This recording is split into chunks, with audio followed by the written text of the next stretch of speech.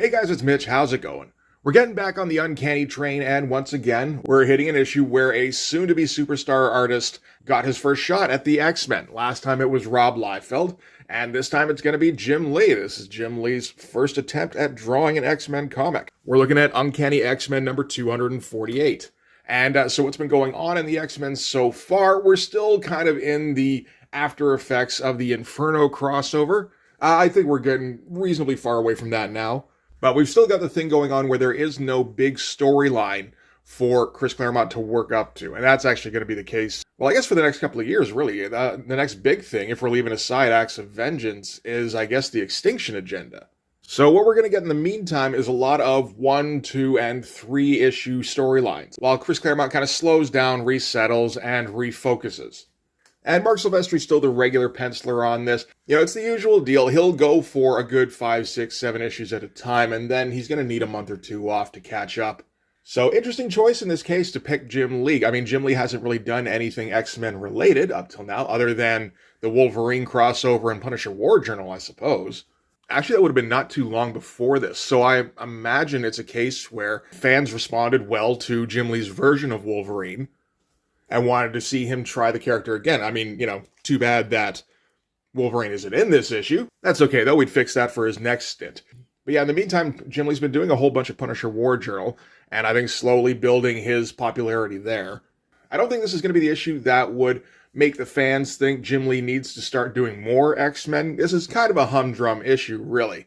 So that would more likely be the Acts of Vengeance trilogy. But no, this is still going to be a very solid issue by, you know, like a pretty young penciler at this time. Jim Lee's only like 25.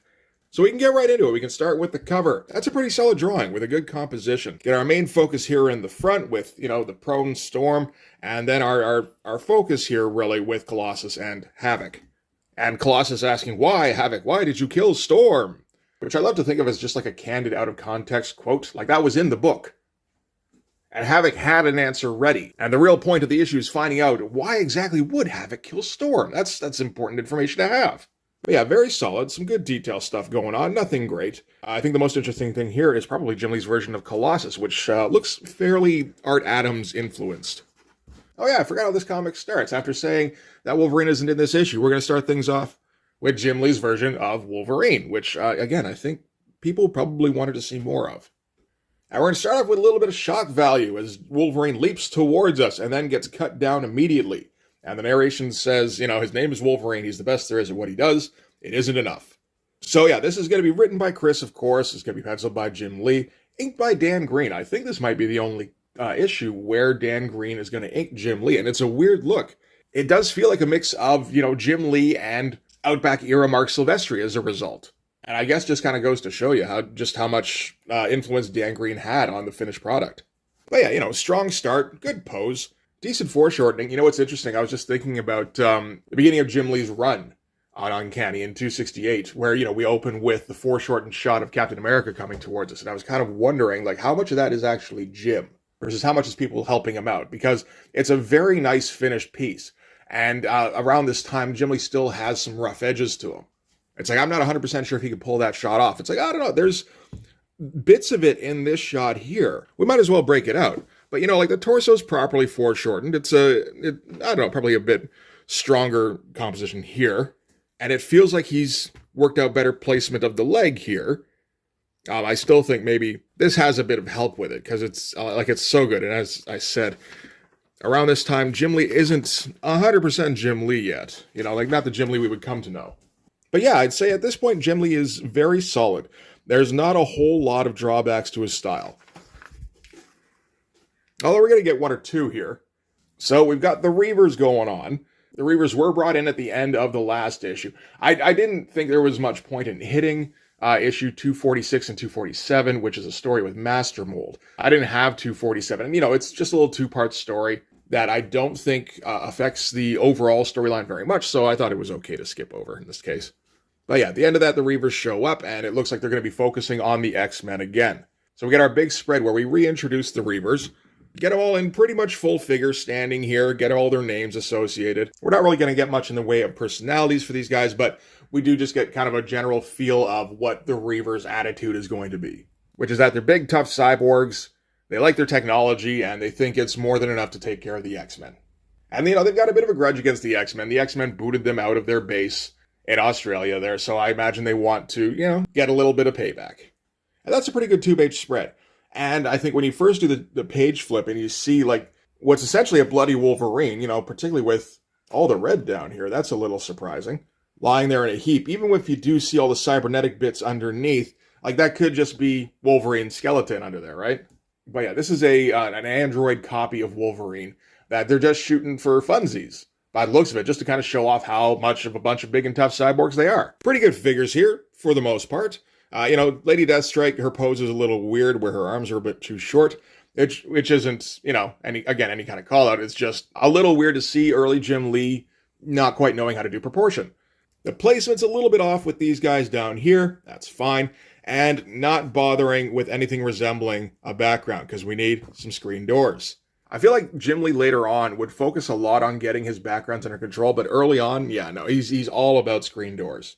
All right, so I guess these guys are going to be the focus of the issue, right? Well, no, actually, they're not going to come back for the rest of the comic. So I guess instead, we're going to focus on what is going to be the purpose of the issue, as we cut to Longshot, who is in an odd sequence that we quickly realize is a dream sequence. Longshot gets blinded by Dazzler, who's coming in flying for some reason, and then all of a sudden Longshot's in a tux, the X-Men are playing orchestral instruments, and he has to dance with Dazzler. Then Rogue comes in and absorbs Dazzler, decides that she needs to dance with him, and then we get somebody else jumping in here, who I'm not familiar with, but that will get clarified shortly. And this is all just weird. I guess we get dream sequences from time to time in the X-Men, and, they just kind of pop out of nowhere to confuse the reader. I mean, is there any other point to that? It's an interesting way to kind of give you an insight into the character's kind of train of thought without them saying things directly, but it is often done in a very kind of jumbled, confused way, at least when Claremont's doing it. So this person is Ricochet Rita, who's somebody from movies, and she quickly transforms into Spiral, which I think is something that would actually eventually happen, where that's who Spiral is. Flips away from Longshot, takes a swipe at him, and he doesn't understand why she's so mad at him. Apparently, she's so mad because he's dancing, and he's not allowed to dance. She's the dancing queen. And to prove it, she rips out Longshot's spine. That's flat out what happened there. And holds it up over her head triumphantly. It's kind of a wild sequence, really. And it feels like we're kicking things off a little bit more violent than usual. We might actually get into some gore, which is strange. The art is all very good. Nothing too spectacular, really. This isn't the kind of issue that Jim Lee's going to get a chance to really do what he wants and come up with, what he wants to do is big, awesome images, right? And, he kind of got to at the beginning. You got those first 3 pages. That was some fun stuff. And then the rest of it's going to be mostly, maybe not storytelling exactly, but mostly just, here, draw what happens. Don't make it too extravagant. But this is some fun stuff. And he does good versions of the X-Men right off the bat, Everybody looks about right. Thinking a little bit creatively here by pushing Spiral outside of the panel borders. I like that. Also gave him an opportunity to not draw a background. I'm sure he appreciated that. See, we got more screen doors back here, too. All right, so by ripping out Longshot's spine, Longshot starts transforming into some kind of mojo bot. And he shoots Spiral full of, Archangel-type feather blades, and just starts mutilating her essentially, and she starts transforming back into the other characters that she had been previously. So Ricochet Rita, then Rogue, then Dazzler, and in the meantime, the Longshot mojo thing keeps cackling. There's some kind of creepy stuff. Looks very Art Adams influenced, at least right here. It's weird seeing an Art Adams influenced style inked by Dan Green. Because, you get an impression that Jim Lee wanted to go for hyper-detailed here, because that's what art is doing. And Dan Green's like, shit, no, we don't have time for that. Am I the only one around here who knows how to keep a goddamn schedule? All right, so from there, we're cutting to Storm. Storm has been sitting with Gateway. She doesn't know how she got there, and so apparently this is Gateway's doing, where he's trying to, bridge Storm and Longshot's dreams, because the dream sequence is kind of still going, even though it feels like it's getting more realistic around here. At first we think this is while they're awake, I think, and then, Ghost Longshot shows up with almost no features. And it's I guess this is still dream stuff? And he's, picking up bits of limbs and attaching them to himself. And I guess the deal here is that Longshot doesn't really know who he is. He seems to have had some kind of difficulty with his memories, assuming that he had, like a history far beyond this. I believe part of the deal is that Longshot is cloned. So he might not have been alive too long before this. And the picking up of the, limbs and, kind of building himself a body out of that seems to be some kind of metaphor for building a personality or a history, something like that. And he's a little hacked off that the X-Men didn't really try to help him with that.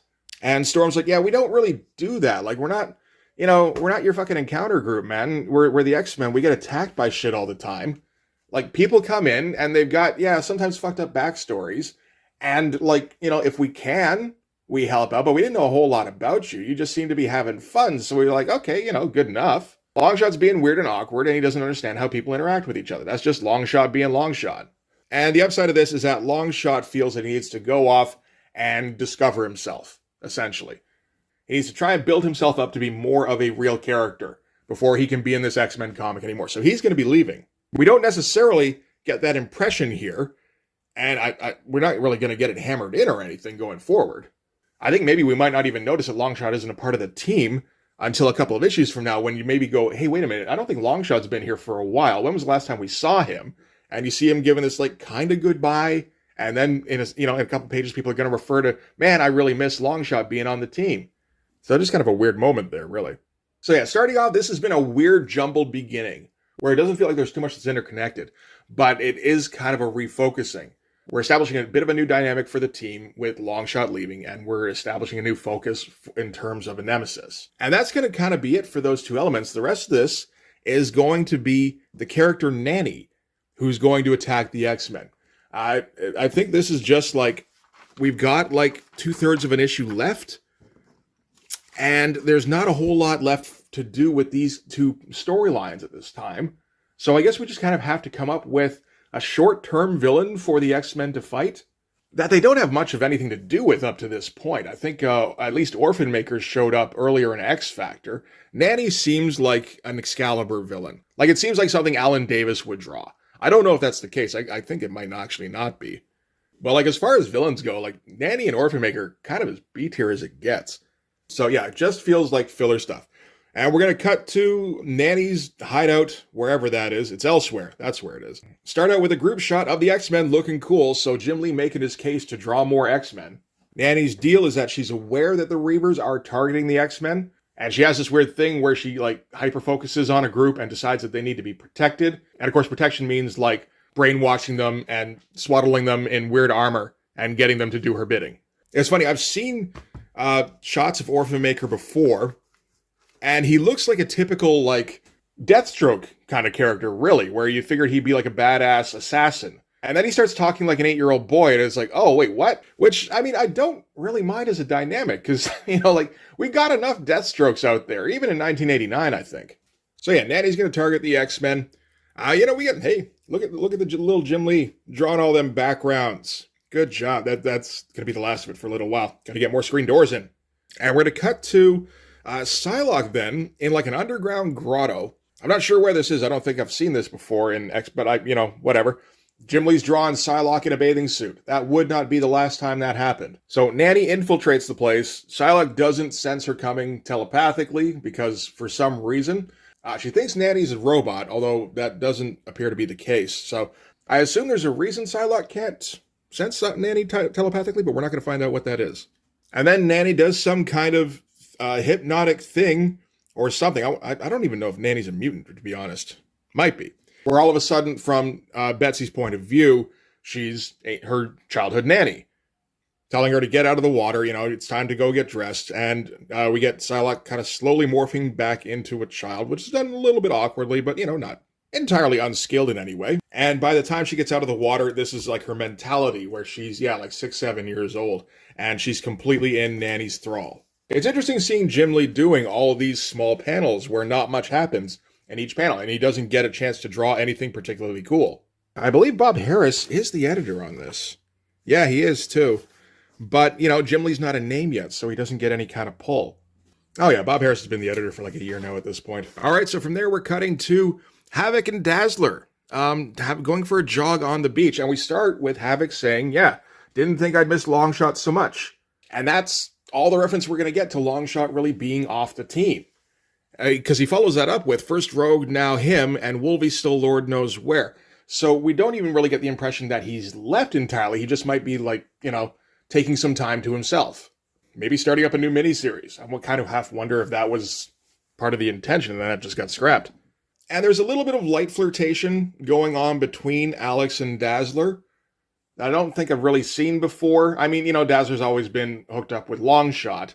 And Havoc's had his mopey thing going on where he would latch on to whoever just had the worst shit going on in their lives. First Polaris, then Madeline. Not really feeling a whole bunch of chemistry just yet between these two. I don't know, maybe that'll pick up. And interestingly, we're carrying over the darker skin tone for Dazzler here. This is something I noted in Uncanny number 244. That was the mall issue with the first Jubilee, where for some reason Dazzler seemed to have a darker skin tone. I think I wondered at the time if that was just because she'd been tanning. And I think that's the case. Nobody else does. Nobody else goes outside in the outback. Or Havoc does, but maybe he just, he burns. One of those poor bastards, tries to go for a tan and just ends up peeling. Jimmy gets an opportunity to draw a larger panel here at least, but it's still not particularly cool. It's just these two running. So he's going to set it at a low angle, little bit of, cockeyed. Looks a little bit dynamic. And maybe a bit reflective of a panel that he's going to open one of the Extinction Agenda issues with later. But we got a while before we get to that. Yeah, there's not a whole lot going on here other than just Dazzler saying, hey, you and me, we're the most fit-looking X-Men. And then Alex falls down, like a hill here, really. And turns out they've discovered a spaceship. They're like, wow, where'd this spaceship come from? And this is just a little bit contrived, but okay. I mean, a little bit contrived is how you can describe a lot of things in the X-Men universe, so it's fine. They go inside to check it out, because I guess why not? I mean, one of them's Dazzler, who can't do a ton offensively, theoretically, but the other one's Alex, who accidentally kills shit all the time, and then he mopes for a month or two. Kind of interesting thing here, where, just by stepping inside where it's all dark, and Dazzler starts to light up a little bit to provide them with some light to see by. And it's not really mentioned very much here. Like, Alex just says, light up the inside, will you? And then she does, she starts sparkling. And I'd expect a big old text box from Chris Claremont saying Dazzler's mutant power, yada-da-da-da, to catch everybody up. And I feel like we're not really doing a lot of that in this issue. It's a little odd. And then it doesn't matter, as something happens where they're trapped by the wall and then sucked into the guts of the ship. I'm not even sure what that was supposed to be, really, other than the effect is just that Havoc and Dazzler are now captured. That's really all we needed to know out of that. As Orphan Maker jumps up and down and goes, oh boy, oh boy, oh boy, it worked, we got them. So yeah, okay, we got a couple of captured X-Men. This is a nice panel here, where, Dazzler slides down the bank here, and they're getting ready to investigate the ship. This is pretty well done. Nice choice for a vertical panel. Good job getting in a little bit of background here to give it some context. And I couldn't see this being done by Rob Liefeld in New Mutants era Rob Liefeld, and it just being a mess. And this is just super solid. All right, from there we cut to inside of somewhere. They've kind of overtaken an entire little villa. So this is just one of the many houses that the X-Men inhabit from time to time. Colossus is noting that for some reason their food seems to be disappearing a little bit faster than usual, and figures people are probably eating too much when all of a sudden he gets clobbered. Knocked out the side of the building here, and Armored Psylocke comes running at him, followed shortly by Armored Havoc and Armored Dazzler. And they're all talking like little kids, because they've all been kind of regressed mentally. But yeah, no, I do like the way Jim Lee's doing Colossus around this time. It does look very Art Adamsy. And they already mentioned that Longshot and Wolverine and Rogue are kind of out of the picture in this issue, so this is actually most of the X-Men that have been incapacitated. Colossus gets hit again, another big vertical panel as he gets knocked into the sky, right into Storm. That was lucky. You say that often enough, doesn't matter. Then they get psychic attacked by Psylocke, so she still has access to her powers. And Colossus grabs her by the throat because he gets taken over quicker. I guess he's, Colossus isn't the most strong-minded of the X-Men, I suppose. And Storm knocks him away. And yeah, a lot of little panels here showing little action-to-action transitions. All looks fine, but Jim Lee's not getting a chance to really let her rip. All right, back inside, whichever house they were in, Jubilee sneaks out from under a compartment somewhere. So at the end of it, Uncanny 244, Jubilee followed the X-Women through a gateway portal back to the Outback. And she's been kind of hiding out in the village and stealing food and just kind of slowly acclimating. And it's like, well, that's kind of a shitty thing to do with your character there for a while. She wasn't doing anything much different back in, when she was in the mall in LA. That's what she was doing. She was living in the mall, stealing food, and then just occasionally she'd get chased by security guards.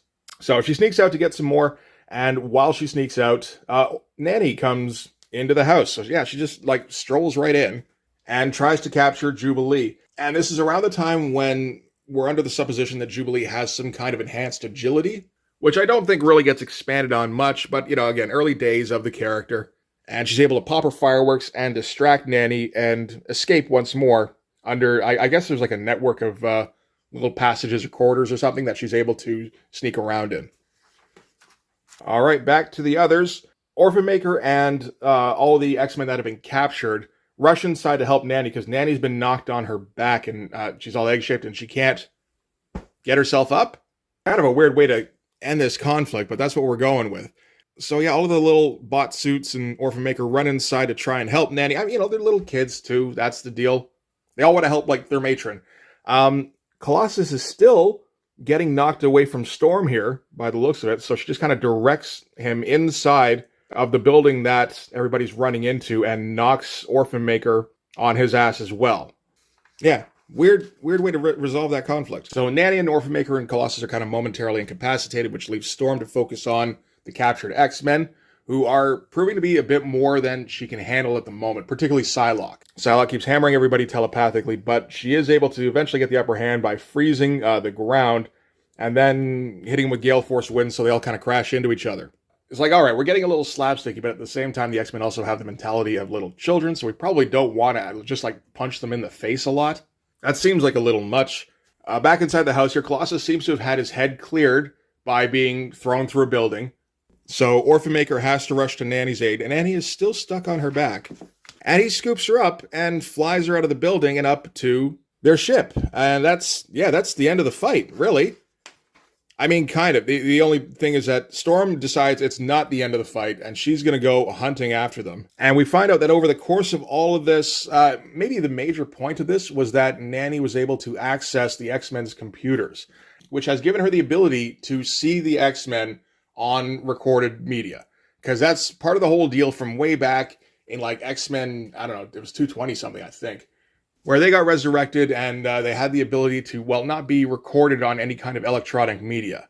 And they didn't show up to scanners. As far as anything electronic was concerned, the X-Men didn't exist. The only exception to that was the computers in the X-Men's headquarters, which used to belong to the Reavers. So now that Nanny has had access to that, she can spot Storm on the cameras here. And I guess that was kind of the purpose. I mean, the main purpose was to try and capture X-Men. That didn't work out. But this is kind of a consolation prize. So down on the ground, Colossus is going to start trying to free the X-Men. Up in the air, of course, Nanny has Storm snared in a pretty bad-looking silhouette. But hey, we're right at the end of the issue here, and I think Jim's probably rushing a bit to try and get it done. So Colossus frees Havoc first. Havoc is all messed up in his head because he's just been brainwashed. He's just starting to come out of it. He's been stuck in this suit. And he sees that Storm is in peril, and he feels like he's got to do something. And the only problem with that is that the only thing Havoc can do is destroy shit with plasma blasts.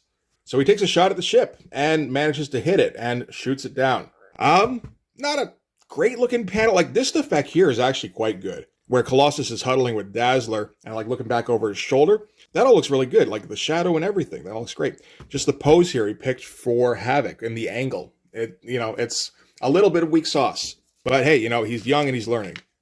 The ship crashes down. Again, nice vertical panel. Good looking explosion, too. And I'm thinking there's a lot of Dan Green in here. Because it doesn't look like much of anything that Jim Lee and Scott Williams would do. So now the X-Men have all been freed from their suits. And they have to go to the wreckage and see if, Storm is okay. And they find her just kind of, lying in the wreckage there. And I think we can all assume at this point that Storm is dead, which at least means that we don't have to find out what happens to a toad that gets struck by lightning. Pretty good shot to end on, a little bit more vicious than what was on the cover, but that's, standard, naturally. Obviously going for the same kind of feel. Bunch of little details in here that kind of look like tech. It's kind of fun seeing Jim Lee not knowing what to do with tech. I guess he's still kind of, he hasn't read enough manga yet. Got to give it on those apple seeds. So we've got us a nice little cliffhanger for the next issue. All right, so that's it for Uncanny X-Men number 248. That's a fine issue. You know, like there's not a whole lot going on in that. We didn't get a lot of the X-Men, and they didn't go up against a particularly great villain. This is more of a setup issue, if anything. I do kind of wonder where we're going to go with the Storm thing, because I don't remember reading about anything where Storm was near death for any period of time, but we're also not too far off from when Storm just gets transformed into being a child for some reason, so I don't know if that's connected. But that'll be interesting. So yeah, the story was fine. For a single issue that, had a couple of things it wanted to accomplish and then just had to fill space. The art was all, very good, all B+ stuff. Nothing particularly spectacular, other than those opening couple of pages. Opening couple of pages were pretty impressive. And then Claremont didn't really give him much of a chance to stretch his wings after that. But I think he'll get another chance in, about 8 issues. So, good first steps. Chris needs to let Jim a little bit off the leash next time. So I'm looking forward to that. But for this one anyway, that's going to do it. Thanks very much for watching. If you like this video, please hit the like button. It helps out with the algorithm, helps people see these things. Hit subscribe if you want to see more of them. And if you really want to help out, in the description, there's a link to my Patreon. Subscribing there will give you access to everything I do. So a whole bunch of videos, a whole bunch of comics I've drawn. You can also follow me on Instagram and DM me there for commissions. Commissions are now open. But yeah, that's going to do it. Thanks again for watching, guys. I will see you in the next one. Bye-bye.